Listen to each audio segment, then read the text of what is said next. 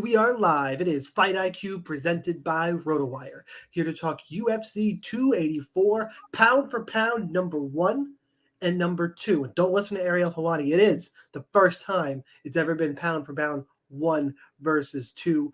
Our main event is for the UFC lightweight title. Islam Makhachev taking on the current UFC featherweight champion, Alexander Volkanovski. And in the meantime, our co-main event, which I think somehow is still not getting the attention it should be. It's a banger. It's for the interim featherweight championship.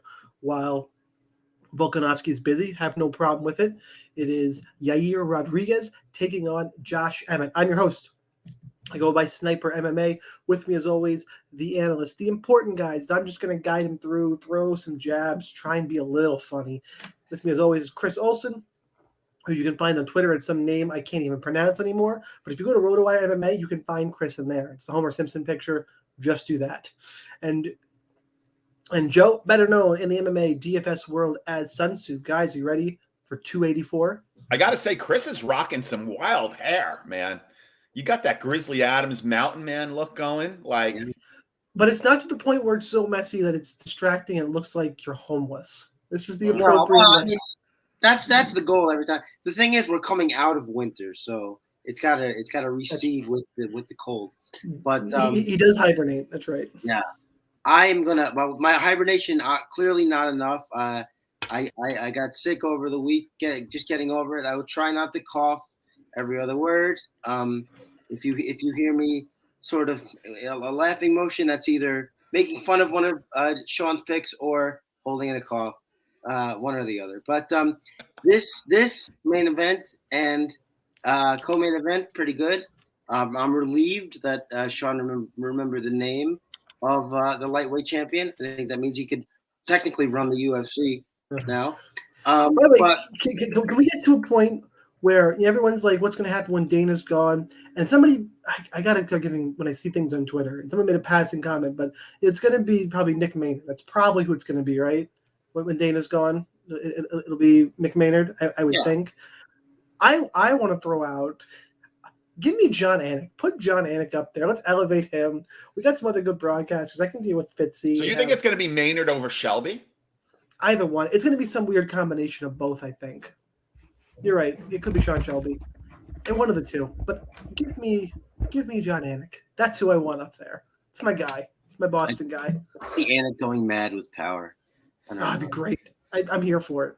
Sorry. Yeah, so I will tell these guys that as you guys know, my internet connection is not the greatest. Full of excuses today. I'm sitting in a hotel room in Dallas. I actually came down here for a birthday party. So I'm going to a birthday party tomorrow, and then I am flying out Sunday morning at 6 a.m. So it's going to be a lot of fun. I got to figure out how I'm going to watch some fights tomorrow. This is not a great card, guys. I mean, it's interesting, and I got a couple of lineups I really like from DraftKings, but honestly, it's not a great, it's not your prototypical pay-per-view card. You've got a lot of Aussie names that you have a few Aussie names that you don't know, and then you've got people that are essentially being flown, 9,000 to 10,000 to however many thousand miles to Australia to lose. So it's really a weird card. I mean, I'm still here for it, but that's because I'm a sick person. So there we are, I guess. All right, let's just jump right into this card. Actually, before we jump into the card, make sure you go to rotowire.com for a 10-day free trial to all their premium content. No credit card required. You got MMA content, daily fantasy, season-long fantasy, all the sports, optimizers, tools, cheat sheets. Check that all out, and even more importantly, make sure you go to RotoWire MMA on YouTube and wherever you listen to podcasts, and subscribe to the podcast. Give us some love. We do appreciate it. Guys who are live on YouTube with us right now, thank you as always. Drop some comments. Make fun of Joe's hair, Chris's hair, my beard probably pretty gray and old. So, pot shot. I like it, guys. Let's go. Let's talk about Zubara Tukhugov, 9,600, taking on Elvis. Just call him Elvis. Elvis Oliveira at 6,600. Line on this fight currently. Joe fan club in the house, as it always is from Alan. We were talking My about that dude, before the Alan's show. my dude. We were talking about that before the show, so it's really There's really always funny. one. Always one. Tukhugov a minus 600 favorite. Renner plus 450. I think the more interesting thing from this fight doesn't go to decision, is only minus 135. I'm clearly on the Tukhugov side, but I think he's too pricey. Joe, we'll start with you this week. So anybody who bet Tukhugov misses weight got cashed that ticket already. This guy goes up. This is his first fight at 155, and he misses weight by 2. He comes in at 157 and a half. So that's awesome. I assume the fight is still going on. I haven't heard that it's not. But they essentially give this guy a cream puff. He's one of Habib's boys. Cream puff, guys. Cream puff. Yeah, they definitely are giving this guy a layup. Anybody else would have gotten let go from the UFC for throwing that punch after that fight. But because he's Habib's boy, he didn't get cut. So they're giving him a real layup here. And he wasn't a big 145er. So that's the only cause for concern I have. I mean, if it wasn't such a cream puff fight, here's a guy that goes in and just shows so complete disrespect by missing weight at a new weight class, at a higher weight class. Is just crazy to me. Well, what's there to say, really? Is there a lot of analysis we have to do here? He's going to win this fight. It's just a matter of, does this go inside the distance or does this go to decision? And at his price point, 9.6K, how many shares of him do you want on DK? And I will tell you, I don't want that many. I can do some really nice lineup builds without him. And unless he gets that early finish, he's not going to pay off 9.6K. I think I heard, at least for optimal, I think I heard you need to come up with 13.2 or 13.3x on average to be optimal. And, I don't know. I don't know if he's going to get there. So I'll take the obvious pick here. I think there are better plays for DraftKings, but I'll take the obvious play. And also, I'm not fading him because it would not shock me because he's so disrespectful, like you mentioned. I do think he can be lazy. Brenner's a BJJ guy. It's not out of the realm of 5% possibility that Tukhugov takes him down, is dumb enough to get submitted. That's not out of the realm. Shouldn't happen, but I'm not going 0% because I want some live lineups if Tukhugov goes full stupid. Chris, who you got? Yeah, I mean, I think we basically all there I go. It's gonna be an interesting one, folks. But I think we're all pretty much in the same boat. We're okay, Brenner is a submission grappler, but even if he is, can he submit Zubair? I think Zubair only got once lost by submission. And if that can't happen, can Zubair knock him out within the allotted time? Because Zubair is not a guy who puts anything together. He throws big single shots. He's athletic. He covers a lot of distance. He basically just throws hooks.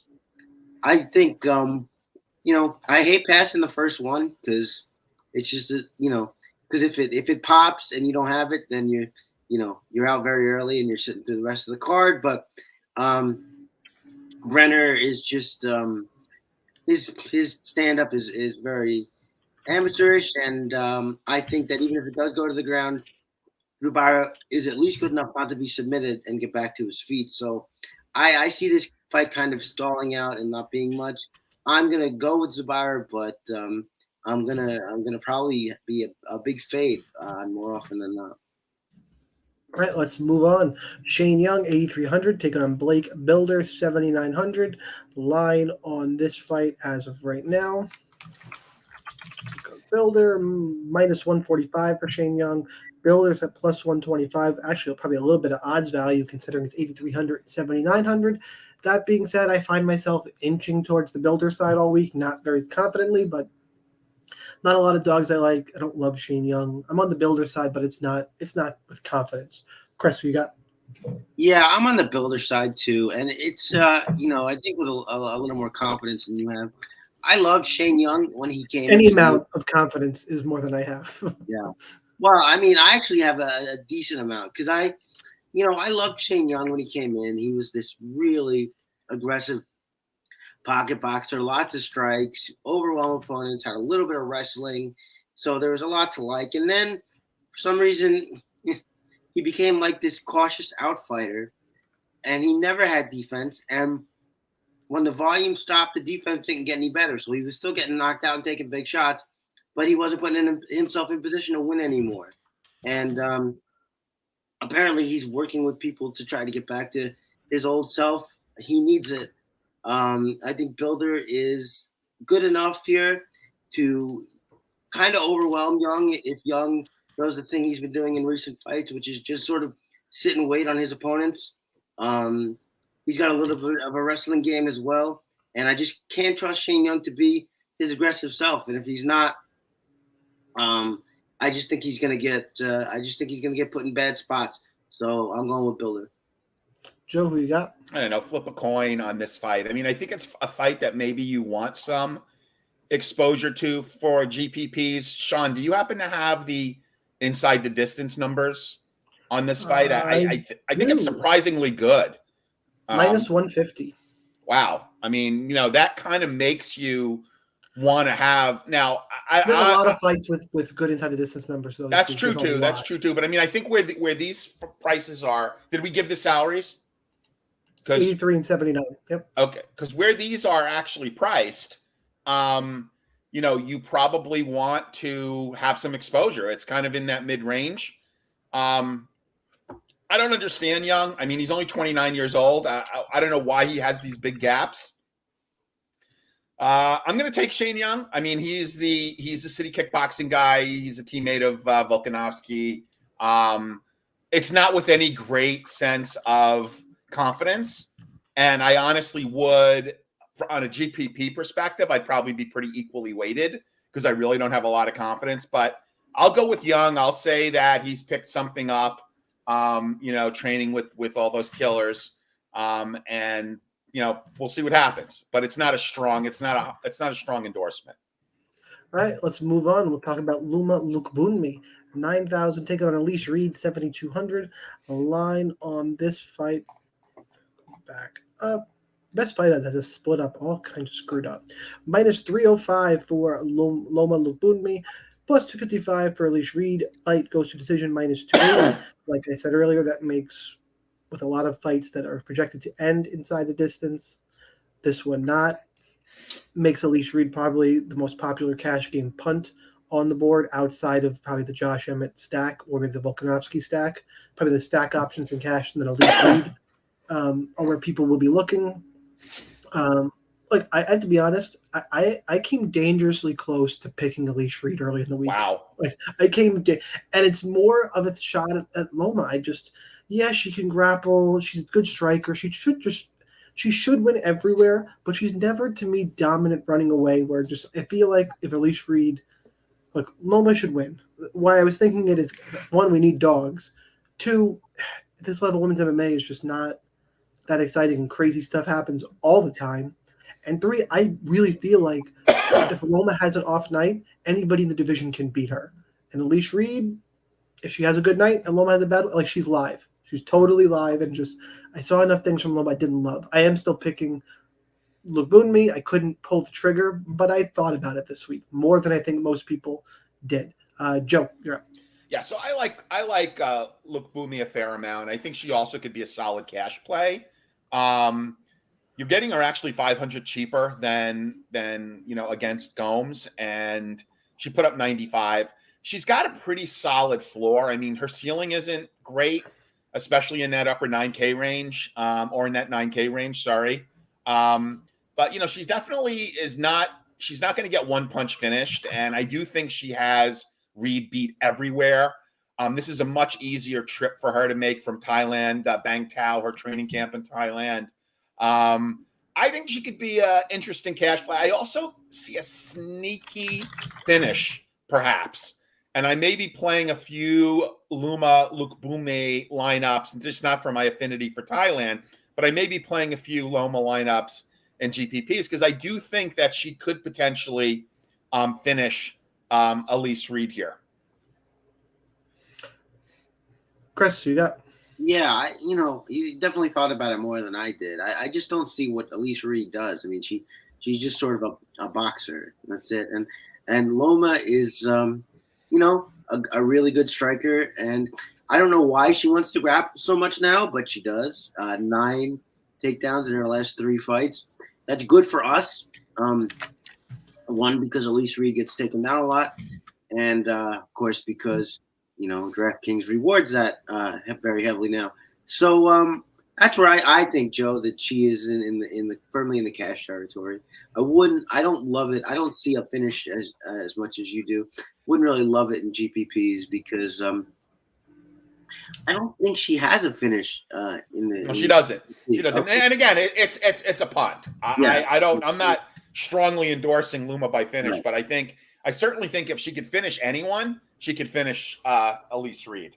Yeah, no, I hear you. I mean, I agree with you that I think she's better everywhere. I don't see where Elise Reed wins this fight. I think she's probably one of your mainstays in cash to get your 83 to 85, and that's fine. But yeah, Elise Reed has to be a very specific matchup, and this one's not it. So my pick is Lukbunmi. All right, let's move on. We got Jack Jenkins at 9,300 taking on Don Cheney's, who at 6,900. And remember, Don Cheney's was just in a war with Sadiq Youssef that Sadiq is still shaking off. You should check out Sadiq's YouTube channel if you were not familiar with his comments there, and just go check out Sadiq. I put out a tweet I'm a little annoyed that Sadiq has swooped in to do his breakdowns and putting out better content than all of us who've been doing this for years. It's a little irritating, but good on him.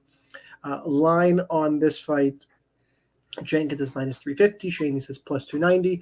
Jenkins, the newcomer to the UFC, and I think he, they're setting up the Aussie here for a reason. I think he gets it done. I think something exciting happens. Fight doesn't go to decision. Minus 225. Chris, who you got? Sheamus is so funny because you look at that Youssef fight where he marches across the cage, he immediately gets caught in the tie clinch, then he goes for that sloppy takedown and gets guillotined. Yeah, and then you might think, well, maybe he was jittery, maybe that was. You watch his last fight in Cage Titans FC. The first 15 seconds is literally the exact same thing. He marches across the cage, he gets caught in a tie clinch. The only thing is the opponent doesn't submit him, and he wins a war eventually. This reminds me of it, and forgive the reference, but this is strictly for fight reasons. It just reminds me of a Derek Minner type, where a style that really wins on the regional scene, where it's okay, you know what? I'm just gonna go out here and be really, really chaotic, and you're not gonna be able to handle it. But when you get higher and higher competition, obviously guys can't handle it. And I think Jenkins is there. I think first of all, I think he's really strong for the division. I think that's gonna play because I think Shane is gonna try to do almost nothing but take him down. I think he's good at keeping distance. He's got great leg kicks, and Sheamus eats a lot of punches. I think Sheamus gets knocked out here. I'm not going to shy away from paying that 9,300. I think it comes in. I think Sheamus. I mean, can he sort of get his game going? I guess, but he's just so wild. You would never trust him outside of GPP, and for me, even then, it would only be a small percentage. I just don't like the quad A style. So I'm going Jenkins here pretty heavily. Joe, who you got? Yeah, Chris pretty much said it all. I mean, he's the Aussie prospect, 29 years old, 7-fight win streak. It looks like he could probably win it with wrestling as well, if he doesn't get a knockout, which is maybe something we want to see if we're playing him in DraftKings. 9,300 is a little rich, but there are ways you could get him in, especially if you are stacking. So you can certainly get him in. I do think that this is a fight that the UFC wants Jenkins to win. Sheamus is a lower level opponent that they are flying out to Australia, to face a prospect with a 7-fight win streak. I'll take Jenkins. I think he's a good play in GPPs, maybe even cash. I don't know. I'd have to look at how the builds work, but I like Jenkins. Agreed. Let's move on here. We'll talk about Jamie Malarkey, 8,700, taking on Francisco Prado, 7,500. I couldn't remember his first name, so clearly you know who I'm picking on this one, giving him the Dana White treatment here. Jamie Malarkey is a -275 favorite. Prado +230. Fight doesn't go to decision, -225. Yeah, I'm on Malarkey here, pretty much kind of however he wants to get it done. Prado's probably one of my least favorite dogs on the card. Joe, who you got? Yeah, it's interesting, because Prado and one of our good friends, Shaun, is giving some love to Prado. He is known for, missing some fabric from the upper arm area of his shirts. And I'm also hearing some other love for. That was funny. Yeah, I'm also hearing some other love for Prado, and I honestly don't get it. I really don't get it. I mean, I'm glad you're on the same page because the Argentinian scene. I mean, come on, guys. Like, wow. His record is good. Okay. He's got but it's interesting because watch some of his fights. Like, if you watch some of his fights, like, it's not like he's like cruising in round one all the time. Like, he's facing some adversity. When you're getting into wars on the Argentinian regional scene, and then you go fight Jamie Malarkey. Yeah, and like reservations. Like, he got like a third round finish against the guy that was, 22 and 16. They don't even give his date of birth, but the guy looks like he's in his like late 50s. But like, so I don't. You mentioned just the topology stuff. I had to show my wife Travis Fulton just last week, and she was like, "Why would you do that?" Yeah. Well, so I don't have a lot of love for Prado. I mean, there's a lot. There is a surprising number of people who are searching for dogs that are looking at him as a potential dog. I personally don't see it. Malarkey is not James Tahuna. He's fought a much better schedule, and he's had some really good wins. And he's not priced that badly at 8.7K. Yes, he's been, he sometimes gets knocked down, but he has won 3 out of his last 4 fights. And look at the guy who beat him, Jalen Turner. I mean, come on. No loss is a good loss, but I mean, he knocked out Worthy Smith and won a decision against Johnson. So the competition's been better. I like what I see. He's a tough kid. I think he's going to light up Prado. Prado's going to be exposed. The Argentinian regional scene, he's not going to be doing them proud. So give me Malarkey. And if you're looking for a dog at that price range, there are others on here that have a more legitimate chance to win. I would agree with you. Chris, who you got? Just, I mean, if you're looking for punts, I mean, as much as I talked him down, and I think we all agreed, I mean, Shane is in your GPPs. I mean, because he's going to make everything crazy. So, that's the guy to take out. I'd play Renner for cheaper because I can play an extra 9K guy. Yeah. I mean, but watch Prado go out and flatline Malarkey. Guys, I'd play Randy Brown over either of those guys. Sure. Well, but that's, we can get there. That's 7K right there. I'm slowly coming around to that train of thought. Yeah. At the beginning of the week, I was very much against it. Yeah. All right. Well, who are we talking about? You're talking about Prado. Okay. Versus Prado versus Jamie Malarkey. Yeah. Bunch of Malarkey. That's right. I like Jamie Malarkey a lot. I think he's tough. He's durable. He's mixes his targets well. He wrestles, and Prado just doesn't do much of anything. He's a sloppy striker. He's another guy who tries to wade in and look for takedowns.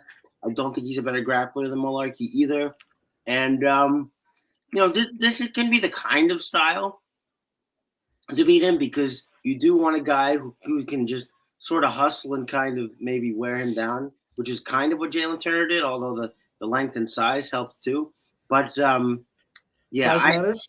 The size always matters, guys. Well, let's not. It's always good to have length and size, Chris. But in life as well as fighting. Moving on, I think that. Why are we moving on? Don't be a child. You're right. Let's stay here. What are your other? I think Malarkey is going to run over him.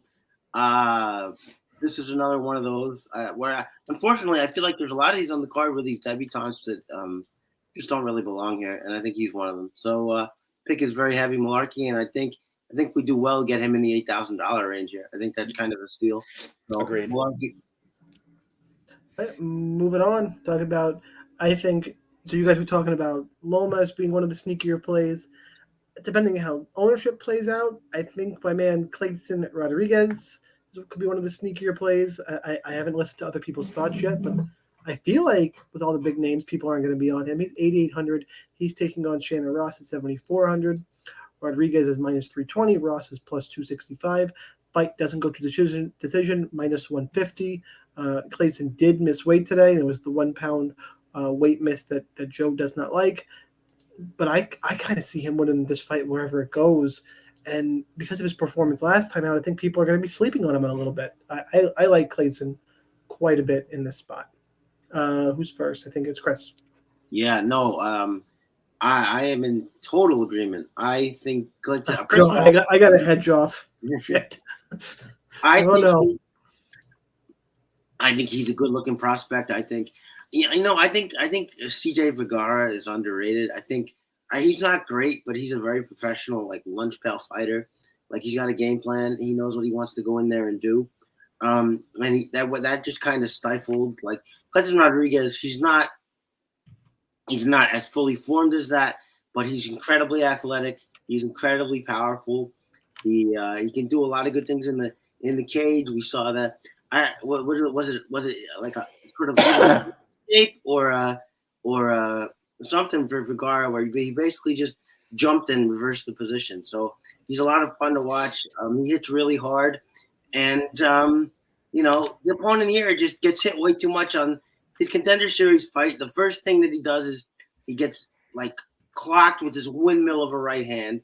Somehow survives that, so good on him. But then gets marched down in the second round and gets finished. I think that Clayton is just going to be too much here. I don't think that a lot of debuting fighters can do that CJ Vergara, where they have like really controlled aggression throughout the course of the fight. And 15 minutes, anything you hit me with, I'm just going to keep coming. I don't think that any debutante is coming out of a regional scene is going to be able to do that. So I think Clayton gets a knockout here. Actually recommended that for a play as a bet. I like it a ton. I'm going to have a ton of it. And if he loses, I'm going to be very sad. But I don't think that's going to happen. Clayton all the way for me. Joe, who you got? Yeah, so, I love this guy's nickname. Turkish Delight. What's really interesting is if you look at this guy's record on Tapology, and you go back, and first of all, there's just a ton of canceled bouts. And then he lost to punches as a minus 240 favorite on Dana White's Contender Series, right? He's got a win by decision against Donovan Freelo, right? Who's 6-5 and 38 years old. Great win there, guy. But then here's what's really interesting. So I don't know why this guy is not having the fight. He actually lost to Ashkan Mokhtarian, which you don't let people bet on fighters who lost to Ashkan Mokhtarian. But what's really interesting is his fight against Steve Erceg. Steve Erceg, also known as Astro Boy, rear naked choke, first round loss. This is the guy that probably should be in this fight, right? 8-1, Astro Boy. I don't even know how this guy, coming off of a loss like that, is a minus 240 favorite. I don't understand the optics or the narrative on why you fly this guy, on why this guy is getting this fight, the Turkish Delight. I don't understand it at all. I guess he's Australian. The Turkish Delight. The Turkish Delight. I love it. But he's 33 years old. So he's kind of, got a late start in upper level MMA, and he's lost to better guys who are younger, who are also in Australia. So why didn't they get the fight? So I'm with you. I don't like the idea of the Brazilian traveling all that way to come to Australia, but he's from Team Nogueira. I assume he's going to have a good corner. Is Chucky in his corner? Do not know. Okay, so I like him. I like him.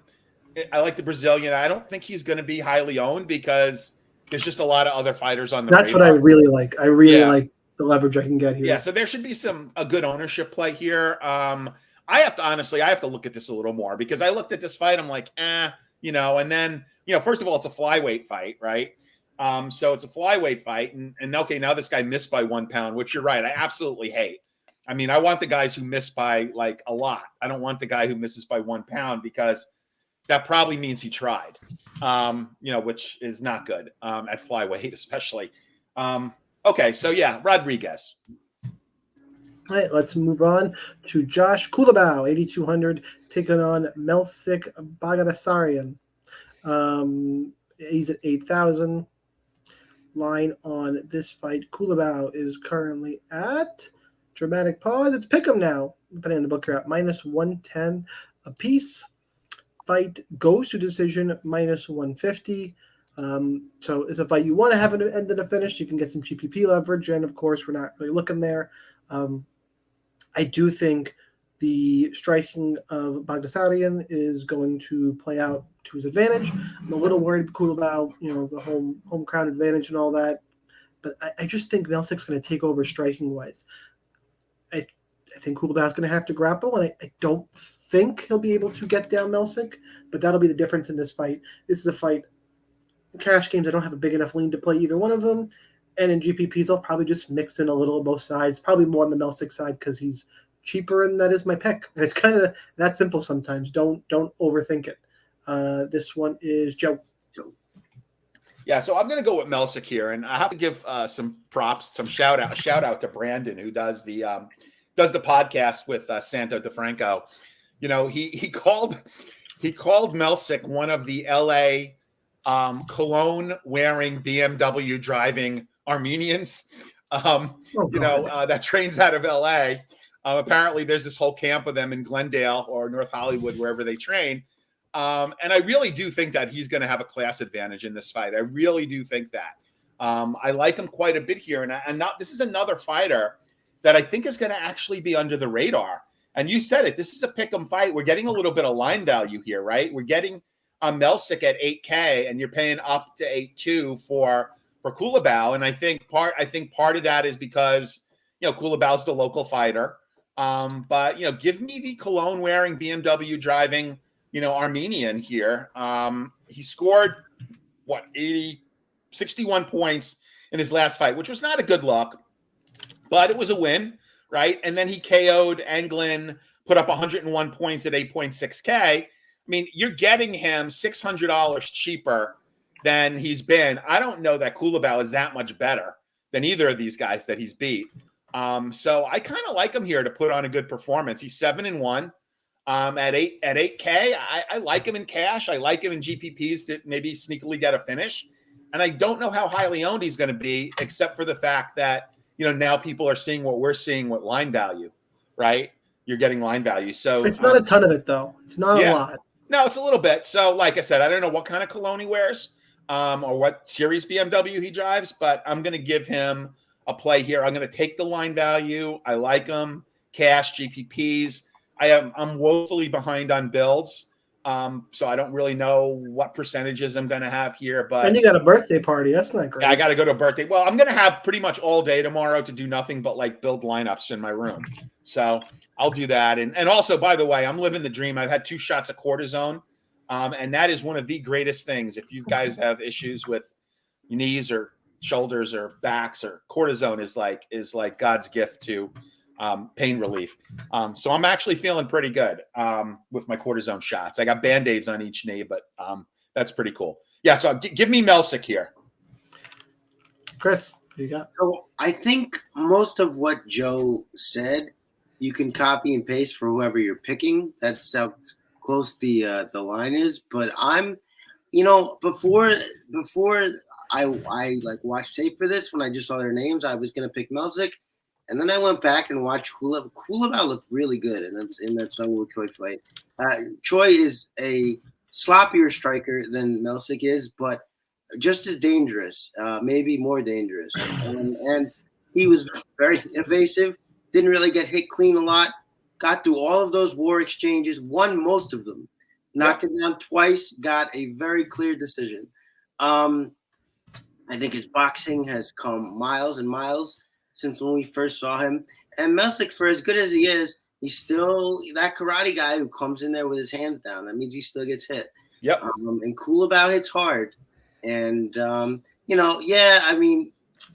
like Joe said, he had that Milic had the kind of a dud performance, did knock out Anglin, but Anglin was just sort of a nothing grappler who kind of soon as he couldn't get the takedown, he was out of answers. I think Kulabau is going to be that's going to be his secondary, and the boxing is going to come first. And I think he's going to lose that exchange. I think it's the grappling I'm actually worried about. Like it's not. I think Kulabau could have some success wrestling. Could. He could. I actually, if he does, I mean, that's gravy for me. Could he? Look, is he the better striker overall? Probably not, because Milic is the better kickboxer. But I think he's better defensively, and I think that's going to help in these exchanges. And I think Milic is probably, when you talk about who's going to be higher owned, he was the guy with fanfare. He was the guy they were all talking up when that English fight happened, because he was so explosive and yada yada yada. Kulabau, I mean, just came through with that interesting, entertaining fight. So I think if you're going to ask me ownership, although I mean a T-shirt bet to Shaun says that I don't really maybe know this as well, but I think that Kulabau is going to be the lesser owned here, and I'm going to be on it because I think I saw real improvements in that. No, I agree. Kulabau will be lesser owned. Okay. Oh wow, nice. Okay, I'm learning. I am learning. So I think that I think Kulabau really showed us something against a dangerous opponent last time, and I think he gets it done here too. I don't hate it, dude. I think you should have some shares. I agree. GPP. Yeah, I'm not. I don't despise it either. Yeah, it's a weird one. All right, and we are the send-off fight to the main card. So it's a prelim headliner, Tyson Pedro, 8,900, take on the return of Modestus Valkauskas. My man was in the UFC, had a brutal stretch, and brutal because my man's stepping in there. Again, okay, he got his debut win against Andreas Michailidis, right? Okay, got it. And then they feed him to Jimmy Crute, and then Mikhail Oleksiejczuk, and then Khalil Roundtree Jr. And when Khalil shows up, Khalil's dangerous. I think Khalil's still underrated. Those three guys. So he gets cut, says, I'll come back, has a nasty injury in the Roundtree fight. Gets cut, comes back, is back. He regained the Cage Warriors title on the regional scene. And then he's right back to Tyson Pedro, another ranked guy. Like, I know Tyson Pedro is, people like to hate on him, and there's clearly some issues there. The problem is I don't really think Modestus is the guy who's going to. Dude, Tyson Pedro has got naked photos of someone very close to Mick Maynard. Yeah, Tyson Pedro. Because these last three fights, this one included, like he's not even getting an iota of step up in competition here. Yeah. Like he's got to be holding naked photos of someone. Ike Villanueva, Henry Hunsucker. Yeah. Before that, his other wins, Safarov, Craig, 2016 Khalil. Look, it's. Guy got knocked out by Hua. Yeah, he did. 2018. 2018. Yeah, and then took some time off. I think Tyson Pedro wins. I do think Tyson Pedro wins. I've seen a lot of love for Blachowicz as really? the underdog. By who? Isn't he taking this on short notice too? Isn't he taking this on short notice? Yes, from a bunch of people who are not so much as picking him straight, but of all the dumpster fire we have in the 7K range, he's fighting the worst guy. Like he's fighting Tyson Pedro, and around in that 9K range, are you going to play Tyson Pedro? Are you going to play Crute, Malarkey, Rodriguez, Della Maddalena, Jenkins? Like he's just going to go under own there. So why not play some Blachowicz and see if Pedro shits the bed again, a la Hua. I'm going to have some because I don't hate that. Like, if anybody in that range, okay, if anybody's going to pull off an upset in this 4-fight bunch of Prado, Ross, Blachowicz, and Reed, it's probably Blachowicz, and then I would pick Reed, and then you can start debating, more expensive Menafield and Emmett, but $300-400 on this slate is valuable. So I think he's an interesting secondary tournament option. I'm still on the Tyson Pedro side. Just, it's a weird fight. It's a weird fight. Chris, who you got? I am a little heavier on the Pedro side. I think that that time away was good for him. He very clearly leaned out. But to Joe's point, was it? Like, he came back to Ike Villanueva and Henry Hunsucker. Yeah, but he came back with knowing how to fight, which was what he needed. Those two losses, those two losses that knowing how to fight is a great line. What I mean is he those two losses he took, especially the one to but also to Oven St. Preux. This was a guy who didn't know whether he wanted to strike or grapple. If you remember the Oven St. Preux fight, the first thing he does is try to take down Oven St. Preux, which everybody agreed was his only chance to win. And so then he gets up. Then he's beating who instead of going in for the kill, he tries to grapple, and then who ended up turning the tables. Now, what did we see when he came back? We saw a guy really invested in the low kicks, which I love, and which is going to be really good for Blachowicz, who stands really heavy on that fight. Blachowicz gets hit really hard. He's agile around the cage, but he doesn't have any defense. He was getting hit. He got lit up by Roundtree in that first round. I know Pedro's not as athletic. That's fine. I still think the leg kicks are going to pay big dividends.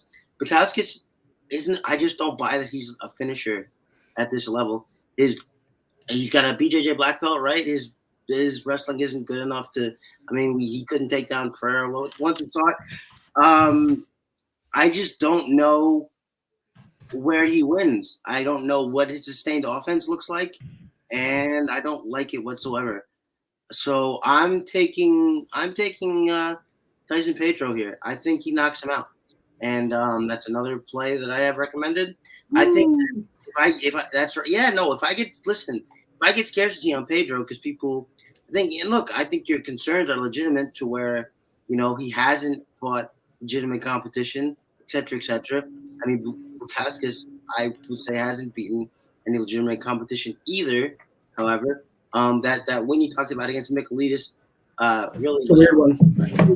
Cage door more than anything else. So I'm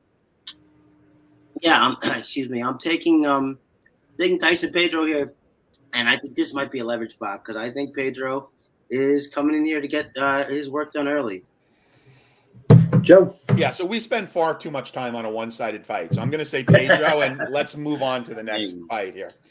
All right, let's talk about the main card. Remember, before the main card, I have to tell you, go to rotowire.com/free for a 10-day free trial to all the premium content. No credit card required. And as much as I love Jake and our editor and all the guys at RotoWire, more importantly, go to RotoWire MMA on YouTube. Subscribe to the channel. Like this video. Subscribe to RotoWire MMA wherever you're listening or watching this podcast. That's number one. Number two, then go to the RotoWire site and check them out. I'm going to be selfish for a second. What if I'm going to get an email about that?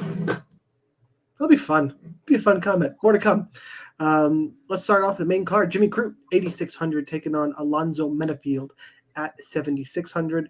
Line on this fight, Crute minus 180, Menafield plus 155. Fight doesn't go to decision, minus 500. It's the GPP special. Give me Crute via submission. Just watch out for the Menafield bombs. A little worried about Crute's recent lack of durability, but I'm going to stay behind him here. You can play Menafield in GPPs, obviously. Joe, you're first. Yeah, so, this is definitely a GPP fight, right? I mean, Crute has not had a fight in the UFC that has not ended by finish. Menafield's coming off of 2 KO wins against Serkinov, who's got a pillow chin. Put up 103 points and 123 points against Mazarov. He's outside of his fight against St. Preux, his floor has actually been pretty solid. I am taking Menafield here. I do have the same concerns about Crute with his chin. I don't know now. The one bogey here is if Crute decides to wrestle, I think he's going to, and he gets Menafield tired. I could see how that might be a problem. But I love the 7.6 salary. I definitely think this is a GPP fight, so I'm not saying don't have any shares of Crute, but like at 7.6K, a guy coming off of 2 knockouts against a guy coming off of being knocked out 2 times, give me the 7.6K. I mean, okay, yeah, Hill, I get it, great fighter, but like Crute lasted what, like 14 seconds? Or actually it's 0 sec. I don't even know how long he lasted. He put up 2 points in that fight. 2. Yes, that's right. 1-2. And and he was 9.2K in that fight, and that was 12-4. That was over a year ago. So I am taking Menafield here. I like him to get the win by finish, obviously. Have some shares accrued, but give me Menafield. Chris? Yeah, it can't be a bad play because we know that Crew can get knocked out. We know that Menafield is fast and powerful. I think Jimmy Crute wrestles here. Interesting stat: he has never lost a fight in which he's landed one takedown, with the exception of the Anthony Smith fight, and that was a leg. His leg went out, and so that's kind of, you can say Smith contributed to that, but I would say it's more of a freaky kind of thing. But my problem is Menafield is just too wild. Like, yeah, he can land a bomb against Serkinov because anybody can do that. Jimmy Crute is actually going to be in there with competent boxing, and that's why I wouldn't compare it to Jamal Hill, because not only is he long, but he's a really good counterpuncher, and so I wouldn't put that in a league here so much, because I do think Menafield just kind of throws from the hip, which has made fights a lot closer that really shouldn't have been. But I do think that Crute has more ways to win, and if he gets him to the ground, I really don't see it going any other way. Again, you need some Menafield. This is a GPP fight for certain, but I think Crute gets it done with the groundwork. Moving on, we're going to talk about Justin Topham at 8,400, taking on Parker Porter at 7,800. Line on this fight as of right this moment: Topham is -130, Porter +110.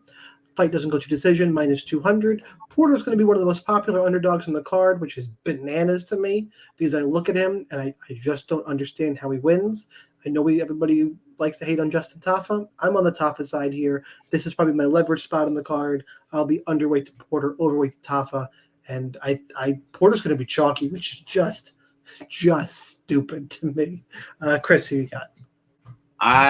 Well, never thought I'd say these words, but I'm eating Parker Porter Parker chalk. Either way you say his name. You know how gross that is that you just said that. I'm eating the Parker brand chalk. I think Justin Topham is, look, I'm not against the guy. When he was way too big of an underdog against Juan Adams, I picked him to knock out Juan Adams, and he knocked out Juan Adams. So I love him for that. But my problem is he just waits too much, especially against an aggressive opponent. He can just get sunk at sea, and that's what happened in that Carlos Felipe fight. Look, Parker Porter is a lunch pail fighter, 6.4, 6.5 strikes landed per minute. You're dropping a lot of lunch pail references today. You hungry? A lot of lunch. Well, I am sucking on Ricola mints, but that's all I got. But no, and also he can wrestle, which is part of his game that we've seen recently. Topham's only had to defend one takedown in the UFC. He did it, but that doesn't really give us a sample size. No, it doesn't. I did it once, Mom. I did it. And he's only got 7 total fights. So I wonder how many times outside the UFC he's had to defend a takedown. Probably close to 0 would be my guess. So we'll see how that goes. I just can't trust that if Parker starts to get out ahead, that Topham's the kind of guy that comes back in a fight. I think he's a guy.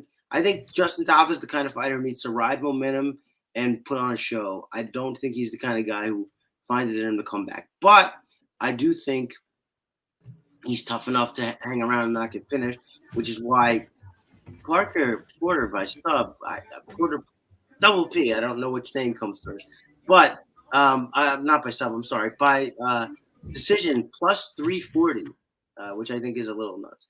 I think that's the way to play Porter if you are betting him. I do think he's a decent chalk play. I think he gets you 83 and 85 in his sleep if he wins this fight. Could go a little higher even.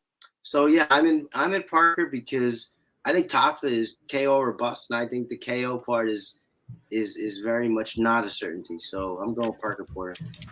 So who you got? Wow, that was a long breakdown for middling heavyweights. Tafa looks in shape, but I'll go with Porter as well. I will also have ceded the majority of the time that I was going to talk about this fight to Chris, so we could actually move on to the next fight. So give me Porter. Chris has got no regard for when we try to do an hour show. You just got no regard for it. I'm just giving the audience what they want, which is me.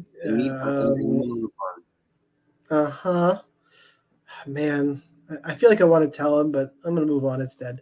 Jack Della Maddalena, 9,200, taking on Randy Brown at 7,000. Line on this fight: Jack Della Maddalena minus 300, Randy Brown plus 250. Fight doesn't go to decision, minus 200. This is the step up Jack Della Maddalena deserved. Interesting fight, big favorite. I started this week all in on Della Maddalena, and I've come back to earth a little bit. I'm still picking him, but I'm now willing to mix in Randy Brown and GPPs, and I do see the big step up, the big price tag to pay off. Just he looks so good. Randy Brown is hittable, even with his length. I'm still picking Della Maddalena, but that explosiveness and Randy, I need to see Della Maddalena defend somebody shooting takedowns at this level. And that's what's kind of got me like, yeah, I haven't seen it yet. I probably shouldn't assume if Randy Brown gets a takedown, and gives Della Maddalena that. I mean, Randy Brown giving a vet lesson is not exactly the right words, but you get what I say, that the octagon learning experience, it wouldn't stun me. So I am still on the Della Maddalena side because of the technical and the power on the feet. Just I'm more hesitant than I was. Joe, you're up. Yeah, so Randy Brown in his last 4 fights, 9.3K, 7.9K, 8.8K, 8.7K. So now we have him at 7K flat, right? Look, I like what I've seen from Maddalena.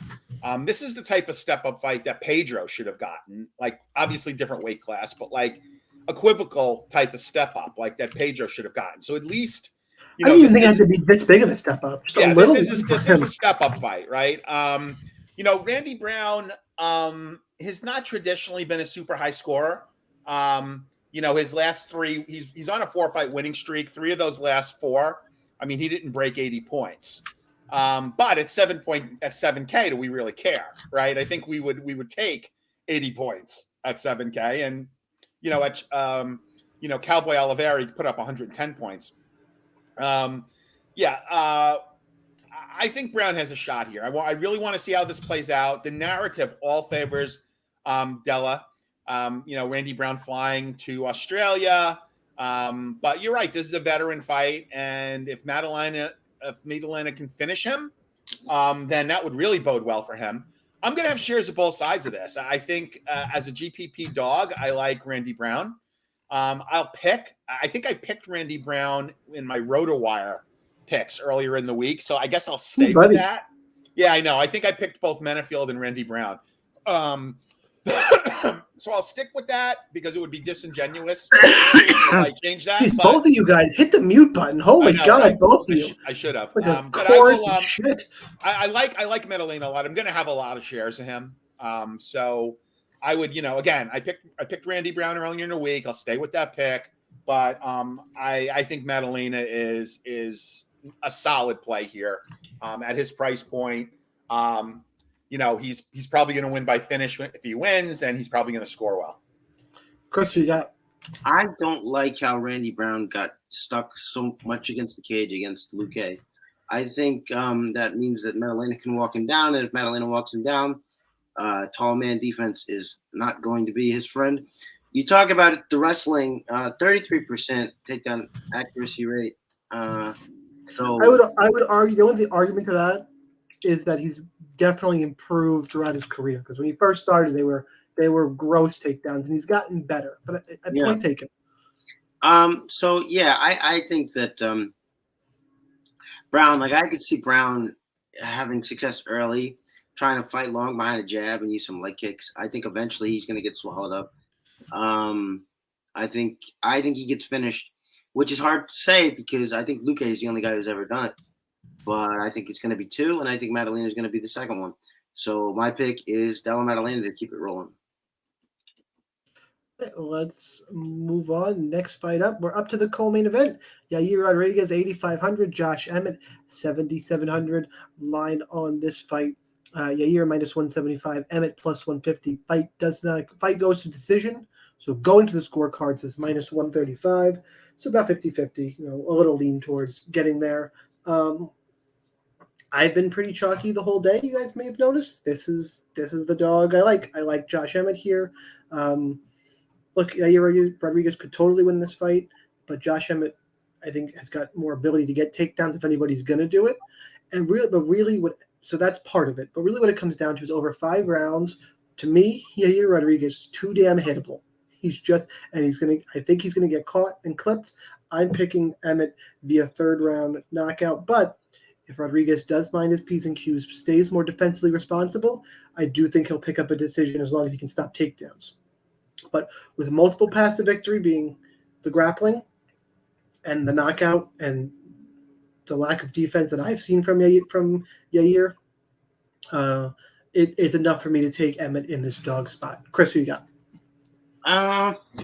Yeah, but not enough. Like, I agree that Emmett. Like, I love Josh Emmett because he's got so much power for this division. It's insane. I love counting his knockouts. At one point, he had something like 11 knockouts in his previous 8 fights. Don't think he got one in his last fight, or did he? The one that he squeaked by. That's Calvin Kattar, though. No one knocks out Calvin Kattar. That's true. But in any event, like, so I agree with that. I also agree that Yair gets hit too much. One thing I would say, and I know you only brought it up as a minor point, so it's not like a big refutation, but Emmett just doesn't wrestle. The only fight that interestingly, the only fight where he's got more than one was where he had 8 against Scott Holtzman. That was in 2016. So it's been a long time since he committed to a wrestling game. The other thing is, it's not even going to matter if he's too hittable because Emmett's hittable also, and Yair can put together a ton of offense. He was winning the first 2 rounds against Max Holloway. He's just the kicks are too quick. The arsenal it's too varied, and he's got power. And kickbox the boxer, the old adage. Emmett just doesn't have enough tools. Like, he's powerful, he's athletic, he can leap in with hooks. After that, Yair has it. And again, if I could trust Emmett to commit to a wrestling game, it would be different, but I can't. So I have to take Yair here. I like him quite a bit. I think he's going to throw a ton of strikes. I think a lot of them are going to land. And I think if anyone's in danger, I don't want to say if anyone. It's not like I can't do it. But I think actually Yair would be the more favored one to get a stoppage, in my opinion. So my pick is Yair Rodriguez. So who you got? Yeah, so I'm on Emmett here. I like Emmett quite a bit. Truth be told, I have a large open-ended parlay with Emmett and Islam. I've never been a Yair guy. I think he's too much of a prima donna. I just don't like him as a fighter. I think he sometimes tries to get by on flash. Now, the one concern I do have is there is a lot of narrative floating around that Emmett may be hurt. I've heard all different types of potential injuries from hip to, which would concern me if he was truly hurt. Now, at his age, I can see him taking the fight because for the payday. So if he's hurt, that would really be bad for me. But if he's not hurt, if he's in just top-notch shape and he's in fight shape, I like him quite a bit. I like him to school Yair Rodriguez in this fight. Again, I would like to see him use his wrestling. I do agree that he's kind of fallen in love with his power for good reason. He's knocked a lot of guys down and out. But I'd love to see him kind of just take Yair down at will, which I think he could do quite easily.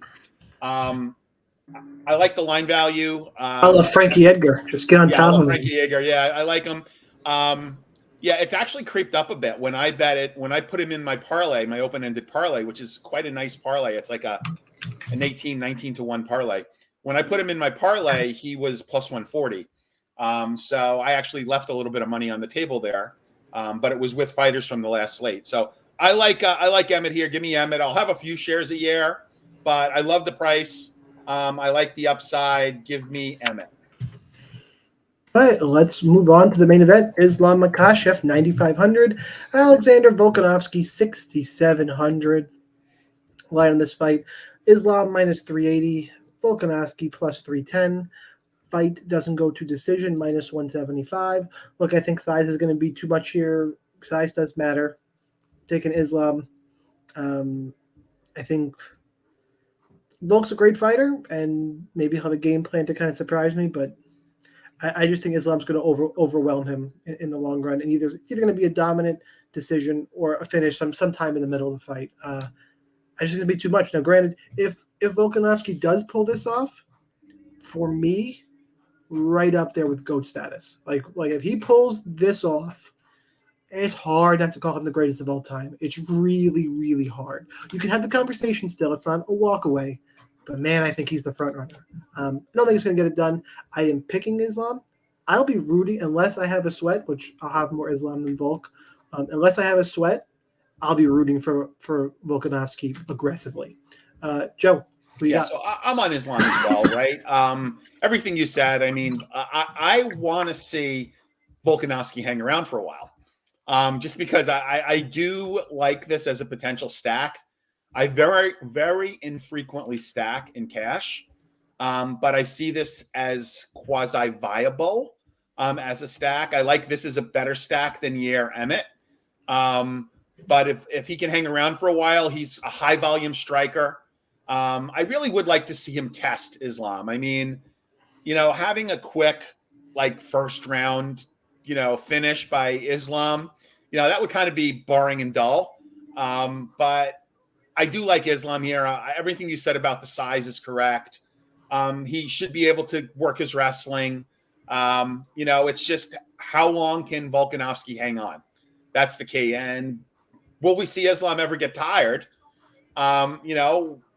Islam had that one point in time when he was flash KO'd, 9 years ago, 8 years ago. So he's not impervious. He's not an undefeated fighter. So I'm sure if anyone, Volkanovski does not typically have one punch knockout power. He's more of a volume striker.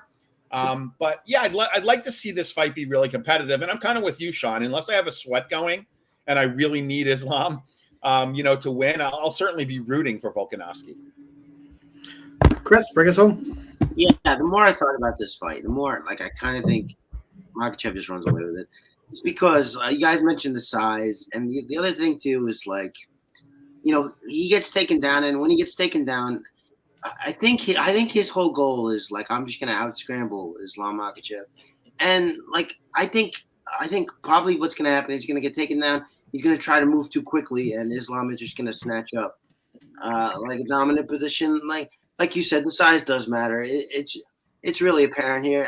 Having said that, for DraftKings, it's basically an objective fact that if the UFC, let's say the UFC and DraftKings survives for 100 more years, you'll never get a better fighter at a lower salary than Alexander Volkanovski.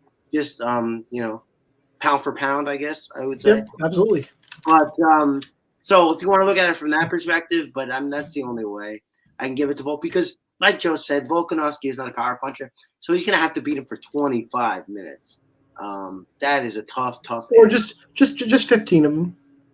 Well, yeah, I guess if you think you don't know what's gonna happen if he crosses that 20th minute, then yeah. But even then, it is sort of hard selling. So I think I just go back to Bobby Green saying he was astonished how strong Islam Makhachev felt, and that's another lightweight. Now you've got a featherweight coming up.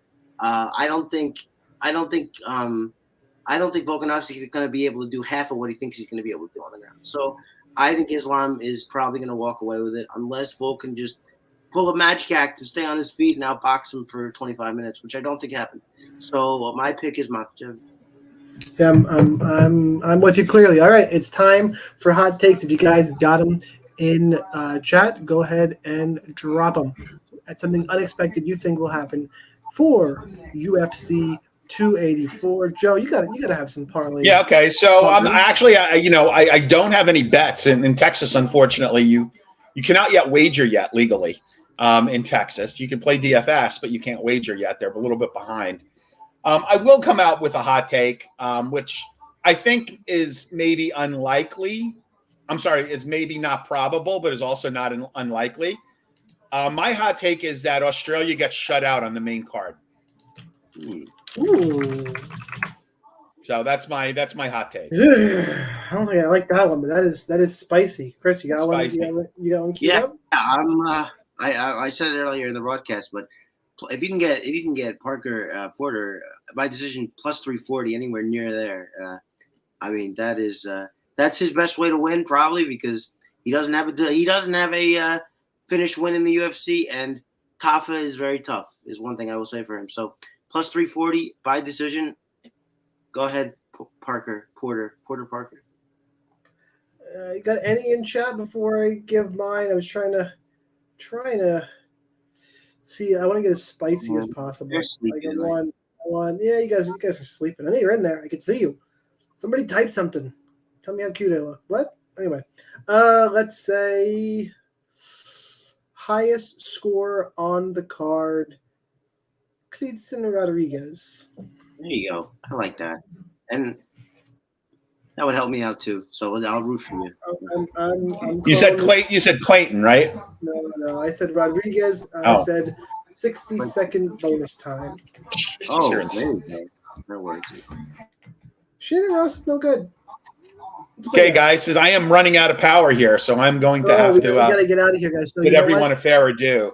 All right. Well, before everybody does that, make sure you go to rotowire.com/free. Subscribe everywhere. Follow all of us on Twitter and all that great stuff. Good luck in your contest for UFC 284. We are out of here. Thanks, guys.